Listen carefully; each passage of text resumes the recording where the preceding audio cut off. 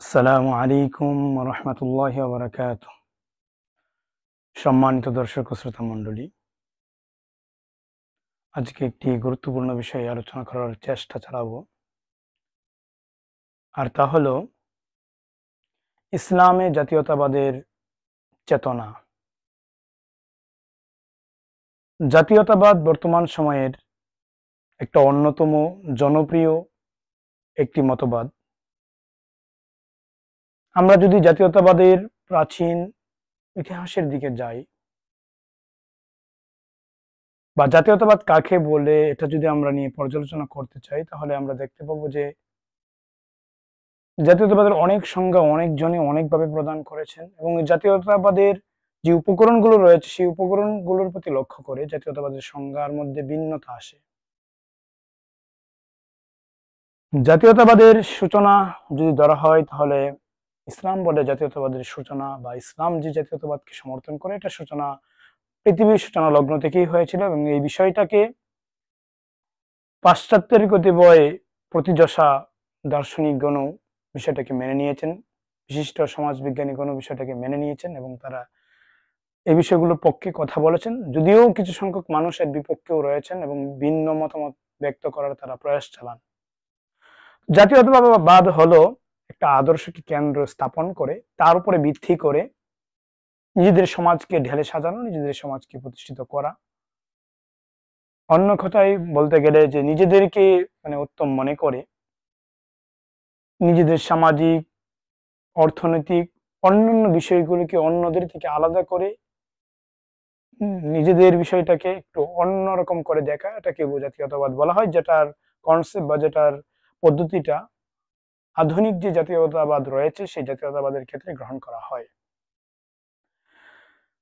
ইসলাম জাতীয়তাবাদ সম্পর্কে কি বলে, এই সম্পর্কটা নিয়ে আমাদের আলোচনা করতে হলে প্রথমেই কয়েকটা কথা বলে রাখা দরকার। ইসলামকে ধূলিসাৎ করার জন্য, ইসলামের ক্ষতি সাধনের জন্য ইসলাম যখন থেকে প্রতিষ্ঠিত হয়েছে, এই মুসলিম উম্মাহ যখন থেকে গঠিত হয়েছে, তখন থেকেই মূলত বিভিন্ন দল, বিভিন্ন সম্প্রদায়, বিভিন্ন জাতিগোষ্ঠী, বিভিন্ন সভ্যতার লোকেরা এই ইসলামী জাতীয়তাবাদ যে রয়েছে, ইসলামী যে সভ্যতা রয়েছে, সেই সভ্যতাকে কলুষিত করার, কালিমা লেপন করার অপপ্রয়াস চালিয়েছে। ইসলাম জাতীয়তাবাদের যতগুলো পদ্ধতি এবং প্রকারের কথা বলা হয়, আধুনিক জাতীয়তাবাদের যে উৎস রয়েছে, জাহিলিয়াতে যে জাতীয়তাবাদ ছিল সেগুলোর যে উৎস ছিল, সেগুলো থেকে একটু ভিন্ন স্থানে অবস্থান করে মূলত ইসলামী জাতীয়তাবাদের বিষয়টাকে পেশ করা হয়। ইসলাম ওই জাতীয়তাবাদকেই বিশ্বাস করে যে জাতীয়তাবাদ একটা আদর্শের ভিত্তিতে গঠিত হয়। আর সেই আদর্শটা কি? সেই আদর্শের মূল কথাটা হলো লা ইলাহা ইল্লাল্লাহু মুহাম্মাদুর রাসূলুল্লাহ সাল্লাল্লাহু আলাইহি ওয়াসাল্লাম, যে আল্লাহ ছাড়া কোনো মাবুদ নেই, মুহাম্মাদুর রাসূলুল্লাহ সাল্লাল্লাহু আলাইহি ওয়াসাল্লাম আল্লাহর রাসূল। অর্থাৎ ইসলাম যে আল্লাহ তাআলা যে বিধিবিধানগুলো তিনি তার বান্দাদের প্রতি, মানুষের প্রতি বর্ষণ করেছেন, অবতীর্ণ করেছেন, যেগুলো মেনে চলার ব্যাপারে তিনি আদেশ দিয়েছেন, নবী মুহাম্মদুর রাসূলুল্লাহ সাল্লাল্লাহু আলাইহি ওয়াসাল্লাম যে আদর্শ এবং যে রূপরেখার কথা, যেভাবে জীবনটাকে পরিচালনার কথা তিনি ব্যক্ত করেছেন, সেইভাবে জীবনটাকে পরিচালনা করা এবং সেই আদর্শকে লালন করার নামই হলো ইসলামী জাতীয়তাবাদ বা ইসলামী উম্মাহ, মুসলিম উম্মাহ।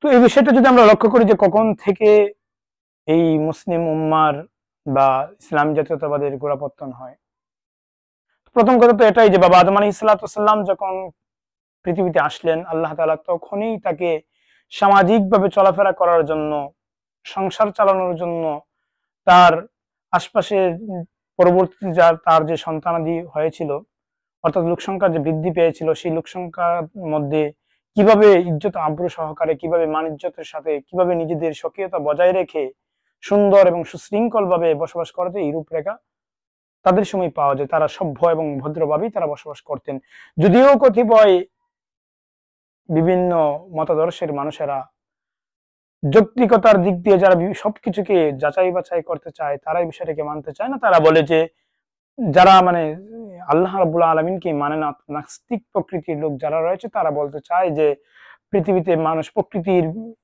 পরিবর্তনের মাধ্যমে মানুষের মধ্যে পরিবর্তন আসছে, অর্থাৎ পৃথিবীর প্রথম যে মানুষগুলো ছিল অর্থাৎ আদিম মানুষ, যাদেরকে তারা আদিম মানুষ বলে ব্যক্ত করতে চায়, সে আদিম মানুষগুলো তারা সভ্য ছিল না, তারা জঙ্গলি জানোয়ারের মতো ছিল। জঙ্গলের পশুরা যেভাবে বসবাস করে তাদের মধ্যে যেমন কোনো সামাজিকতা নাই, তাদের মধ্যে যেমন পোশাক পরিচ্ছদের কোনো বিষয়গুলো নাই, ঠিক তদ্রুপ মানুষও না কেমন ছিল, নাউজুবিল্লাহ মিন যালিক। ইসলাম এই কনসেপ্টকে, ইসলাম এই এই মতবাদকে পরিপূর্ণভাবে একবারে পরিত্যাগ করে। এরপরে জাহিলি যুগের আমরা যদি এগুলোর প্রতি লক্ষ্য করি, যে জাতীয়তাবাদ বা যে মতাদর্শগুলো গড়ে উঠতো জাতীয়তাবাদের ভিত্তিতে, দেখা যায় যে সেখানে গোত্রভিত্তিক জাতীয়তাবাদ গড়ে উঠতো, ভৌগোলিক দৃষ্টিকোণ থেকে জাতীয়তাবাদ গড়ে উঠতো, বংশগত দিক থেকে জাতীয়তাবাদ গড়ে উঠতো। এরপরে এভাবে বিভিন্ন অর্থনৈতিক দিক থেকে, রাজনৈতিক দিক থেকে বর্তমানেও কিন্তু হুবহু এই বিষয়গুলো ঘটছে। কিন্তু কথা হলো এগুলো কোনোটাই প্রকৃত শান্তি দিতে পারে না, এবং এই জাতীয়তাবাদগুলোর মাধ্যমে মানুষের মধ্যে মিল মহব্বত এবং সমৃদ্ধি বৃদ্ধি হতে পারে না। কারণ একটা দেশের মধ্যে, একটা ভৌগোলিক একটা অবস্থানের মধ্যে অনেক জাতের বাসা থাকতে পারে। তো আপনি এই জায়গায় জাতীয়তাবাদ কিভাবে প্রতিষ্ঠিত করবেন? এক নীতি, একটা বিষয়কে কেন্দ্রে স্থাপন করে আপনি কিভাবে নিজেদের মধ্যে সমৃদ্ধি এবং সৌজন্যতা কিভাবে আপনি প্রতিষ্ঠা করবেন? আবার দেখা যাচ্ছে যে ভৌগোলিক দৃষ্টিকোণ থেকে ওটা সক্ষম হয় না, আবার বংশীয় দৃষ্টিকোণ থেকেও সম্ভব না এটা। কারণ একটা দেশের মধ্যে অনেক জাতির, অনেক বংশের লোকেরা বসবাস করতে পারে। পৃথিবীতে এমন কোন দেশ আপনি দেখাতে পারবেন না যে দেশের মধ্যে শুধুমাত্র একটা বংশের লোকেরাই বসবাস করছে। তো এভাবে মানে বিভিন্ন অর্থনৈতিক দিকটাও যদি আমরা বিবেচনা করি, এটা একটা সময় এসে সংকীর্ণ হয়ে যায়। আর সংকীর্ণ হয়ে গেলেই তো আমাদের সামাজিকতাটা এটা প্রশ্নবিদ্ধ হয়ে যায় এবং সংকীর্ণ হয়ে যায়, এবং এতে অনেক ধরনের বাধা বিপত্তি আমরা সম্মুখীন হতে হয়। তো এই বিষয়গুলোর প্রতি যদি লক্ষ্য করি তাহলে দেখা যাচ্ছে যে সবগুলো জাতীয়তাবাদ, ইসলাম জাতীয়তাবাদ বিরুদ্ধে যতগুলো জাতীয়তাবাদ পৃথিবীতে প্রচলিত ছিল, আছে এবং ভবিষ্যতে হবে, সবগুলোই কিন্তু পরিত্যাজ্য হবে, এবং কোনোটাই কিন্তু প্রকৃত সফলতা এবং প্রকৃত মানুষকে শান্তি দিতে পারবে না, পারেনি। আমরা যদি অতীতের ওই জাতীয়তাবাদগুলোর প্রতি লক্ষ্য করি, ভৌগোলিক জাতীয়তাবাদগুলোর প্রতি এবং বংশীয় জাতীয়তাবাদ এবং বর্ণবাদী জাতীয়তাবাদের প্রতি যদি লক্ষ্য করি, এই জাতীয়তাবাদগুলোকে কেন্দ্র করেই কিন্তু প্রথম এবং দ্বিতীয় বিশ্বযুদ্ধগুলো সংঘটিত হয়েছে, যেখানে কোটি কোটি মানুষ নিহত হয়েছে, যেখানে লাখ লাখ নারী তার সম্ভ্রম হারিয়েছে, লাখ লাখ শিশু অন্যায়ভাবে নিহত হয়েছে।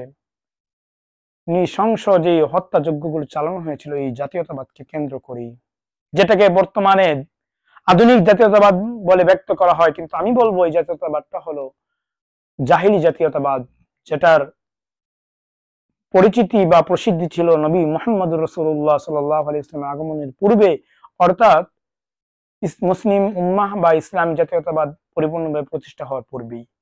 তো কথা বলতেছিলাম যে মুসলিম উম্মাহ নিয়ে ইসলামী জাতীয়তাবাদ কিভাবে প্রতিষ্ঠা হয়েছিল। নবীজি মুহাম্মদুর রাসূলুল্লাহ সাল্লাল্লাহু আলাইহি ওয়াসাল্লামের 23 বছর জিন্দেগিতে এই জাতীয়তাবাদকে তিনি পরিপূর্ণভাবে প্রতিষ্ঠা করেছিলেন। দীর্ঘ 13টা বছর তিনি মদিনা, মক্কাতুল মুকাররমায় তিনি থেকেছেন। সেখানে থেকে এই জাতীয়তাবাদকে তিনি প্রতিষ্ঠা করেছেন, মানুষের দ্বারে দ্বারে গিয়ে দাওয়াত দিয়েছেন, মানুষকে ঐক্যবদ্ধ করেছেন একটা কথার উপরে, লা ইলাহা ইল্লাল্লাহু মুহাম্মাদুর রাসূলুল্লাহ।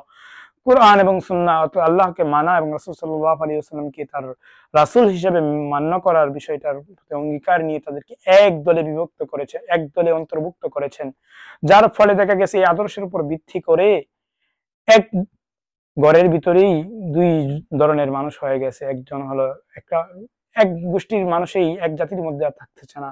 অর্থাৎ এখানে একটা আদর্শের ভিত্তিতে যারা একত্রিত হয়েছে, সম্মিলিত হয়েছে, তারাই একটা এই জাতীয়তাবাদের অন্তর্ভুক্ত হতে পেরেছে। এক বংশগত, এক এলাকায়, এক গোত্রের মধ্যে থাকা সত্ত্বেও যদি এই আদর্শের ভিত্তিতে তারা একত্রিত না হয়ে থাকে, তাহলে তাকে ওই জাতির অন্তর্ভুক্ত করা হয়নি। এই কারণেই তো আমরা যদি সাহাবায়ে কেরামের জীবনের দিকে লক্ষ্য করি তাহলে দেখতে পাবো যে ইরান থেকে গিয়েছিলেন সালমান ফারসি রাদিয়াল্লাহু তাআলা আনহু, তাকে সাহাবায়ে কেরাম কেমন করে গ্রহণ করে নিয়েছিলেন। আলী রাদিয়াল্লাহু তাআলা আনহু তিনি বলতেন যে সালমান আমাদের ঘরের লোক। এভাবে অন্যান্য অনেক কৃতদাস, বেলালে হাবশী রাদিয়াল্লাহু তাআলা আনহু তিনি হাবশার বাসিন্দা ছিলেন। বর্ণবাদের দিকে লক্ষ্য করলে তাকে জাতীয়তাবাদের অন্তর্ভুক্ত করা যেত না।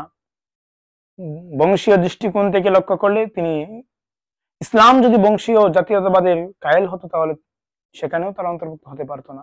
কিন্তু ইসলাম আদর্শের ভিত্তিতে জাতীয়তাবাদ গঠন করেছে বিদায় পৃথিবীর পুরা মানুষগুলো ইচ্ছা করলে এক জাতীয়তাবাদের অন্তর্ভুক্ত হতে পারে। সেটা হলো এই ইসলামী কনসেপ্টের ভিত্তিতে ইসলামী যেই আদর্শ রয়েছে সেই আদর্শের উপর গ্রহণ করে তারা সবাই পৃথিবীর সব মানুষ একটা জাতিতে পরিণত হতে পারে। তো ইসলামী জাতীয়তাবাদ এভাবেই গড়ে উঠেছিল এবং ইসলামী জাতীয়তাবাদের মধ্যে যে গোত্রীয় এবং বংশীয় এবং যে অন্যান্য সংকীর্ণ যে জাতীয়তাবাদের কনসেপ্ট গুলো ছিল, পদ্ধতিগুলো ছিল, সেগুলোকে অ্যাবাউট করা হয়েছে, সেগুলোকে পরিত্যাজ্য করা হয়েছে এবং আসাবিয়তের ব্যাপারে ইসলাম কঠোরভাবে সেগুলোকে দমন করা হয়েছে এবং সেগুলোর ব্যাপারে নিষেধ করা হয়েছে। কোন মানুষ বংশীয় দৃষ্টিকোণ থেকে সে শ্রেষ্ঠ হতে পারে না, বরং যার তাকওয়া বেশি, ইসলাম বলে যার ইসলামের প্রতি আনুগত্যটা বেশি, অর্থাৎ আল্লাহকে সবচেয়ে বেশি মানে, নবী মুহাম্মদুর রাসূলুল্লাহ সাল্লাল্লাহু আলাইহি ওয়াসাল্লামের আদর্শের অধিক বেশি অনুসারী যে, সেই হলো সম্মানিত এবং মর্যাদার অধিকারী। এভাবে ইসলাম একটা আদর্শের ভিত্তিতে একটা জাতীয়তাবাদ গড়ে উঠেছিল। ইসলাম অন্যান্য সংকীর্ণতা থেকে ঊর্ধ্বে ছিল, এই কারণেই তো ইসলাম অনেক বেশি পরিমাণে অনেক দেশ শাসন করেছিল। এই কারণেই তো তারা বিভিন্ন অমুসলিম কান্ট্রিগুলোতে, মুসলিম দেশগুলোতে তারা ইসলামী শাসন ব্যবস্থা যখন কায়েম করেছে তখন সেখানে শান্তি প্রতিষ্ঠা হয়েছিল, সেখানকার মানুষগুলো শান্তির ঢেকুর দিতে সক্ষম হয়েছিল। যেগুলো বর্তমানের যে আদর্শগুলো রয়েছে, বর্তমানের যেই কনসেপ্ট গুলো রয়েছে, সেগুলোর ভিত্তিতে কিন্তু এগুলো পারা যাচ্ছে না। একটা দেশের ভিত্তিতেই দেখা যাচ্ছে বিভিন্ন ভাবে বিভক্ত করে দেওয়া হচ্ছে, বিভিন্ন শিরোনামে তাদেরকে ট্যাগ লাগিয়ে তাদেরকে প্রতিহত করার চেষ্টা করা হচ্ছে। একটা শ্রেণী শুধুমাত্র নিজেদের স্বার্থ উদ্ধারে লিপ্ত হচ্ছে, অন্য শ্রেণীদেরকে বিভিন্ন ভাবে জোরপূর্বক ভাবে তাদেরকে দমিয়ে রাখার অপচেষ্টা চালানো হয়। এটাই হলো আধুনিক বা বর্তমান যেই জাতীয়তাবাদের কনসেপ্ট রয়েছে সেগুলোর বাস্তব চিত্র। মুসলিমরা যখন এই ইসলামী আদর্শ থেকে চ্যুত হতে লাগলো, যখন তারা এই ইসলামী আদর্শটাকে ত্যাগ করে এই পাশ্চাত্যের যেই জাতীয়তাবাদের কথা তারা শিল্প বিপ্লবের পরে তারা শুরু করেছে, এই জাতীয়তাবাদের কনসেপ্টটাকে যখন তারা গ্রহণ করা শুরু করলো এবং নিজেদের দেশগুলোতে এটাকে মানে চর্চা করা শুরু করলো, তখন থেকেই মূলত বিপত্তি এগুলো দেখা শুরু করলো এবং তখন থেকেই মুসলিম উম্মার বড় ধরনের যে ধ্বংসলীলা সেগুলো হতে শুরু করলো এবং মুসলিম উম্মাহ ব্যঙ্গে টুকরো টুকরো হয়ে গেল। কারণ বর্তমানে যেই জাতীয়তাবাদের ব্যবস্থা বা কনসেপ্ট রয়েছে, সেই জাতীয়তাবাদের কনসেপ্টের ভিতরে এমন ভাবে সেটাকে উপস্থাপন করা হয় এবং এমন ভাবে জাতীয়তাবাদটাকে প্রতিষ্ঠা করা হয়েছে যেগুলোর মাধ্যমে ভিন্নতা আসে, সংকীর্ণতা আসে, যার ফলে একই দেশের মধ্যে বিভিন্ন দলে মানুষ বিভক্ত হয়ে যায়, নিজেদের মধ্যে সৌহার্দ্য এবং সহানুভূতি গুলো ওইভাবে আর টিকে থাকে না। এই কারণেই তো লক্ষ্য করলে আমরা দেখতে পাই যে উসমানী খেলাফত যখন ধ্বংস হয়ে যায় 1924 সনে চূড়ান্ত ভাবে ধ্বংস হয়। এর আগে এর ধ্বংসলীলা তো অনেক আগে থেকেই শুরু হয়েছিল, চক্রান্ত তো অনেক আগে থেকেই শুরু হয়েছিল। এই জাতীয়তাবাদকে উস্কে দিয়ে আরবের ভূমিতে মিয়া শরীফ হুসাইনের মাধ্যমে উস্কে দিয়েই তো ইংরেজরা কৌশলে এই মুসলিমদের মধ্যে, উসমানী সালতানাতের মধ্যে ফাটল সৃষ্টি করেছিল এবং যার পরিপ্রেক্ষিতেই কিন্তু পরবর্তীতে এই উসমানী খেলাফত ভেঙে টুকরো টুকরো হয়ে গিয়েছিল। এভাবে আরবের বিভিন্ন দেশগুলোতে এই বিষ, জাতীয়তাবাদের এই বিষ ছড়িয়ে দেওয়া হয়েছিল, যার ফলে বিভিন্ন ধরনের সমস্যার সৃষ্টি হয় এবং মুসলিম উম্মাহ ভেঙে টুকরো টুকরো হয়ে যায়। দীর্ঘ শত বছর হয়ে যাচ্ছে, 100 বছরের বেশি সময় হয়ে গেল, এখনো পর্যন্ত খেলাফতের পুনরাবৃত্তি ঘটানো সম্ভব হলো না। কেন? কারণ তারা এমন একটা সিস্টেমেটিক তারা কায়েম করতে সক্ষম হয়েছে, মুসলিম উম্মার ভিতরে এমন একটা ভাঙ্গন তারা সৃষ্টি করতে তারা সক্ষম হয়েছে, এমন একটা আদর্শ তারা রোপণ করতে সক্ষম হয়েছে যে আদর্শটা মানার কারণে মুসলিম উম্মাহ ভেঙে টুকরো টুকরো হয়ে যাবে আর কখনো তারা একত্রিত হতে পারবে না।